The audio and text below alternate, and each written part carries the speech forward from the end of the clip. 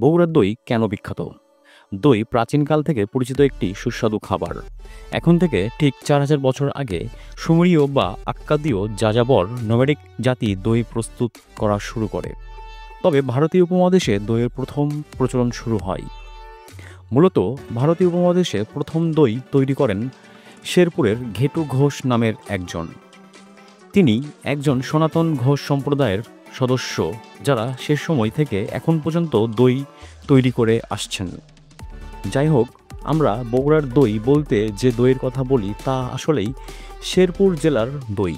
দই প্রচলনের শুরু থেকে এর স্বাদে ও মুগ্ধ হয়ে তৎকালীন বাংলার ইংরেজ গভর্নর তার দেশে নিয়ে গিয়েছিলেন।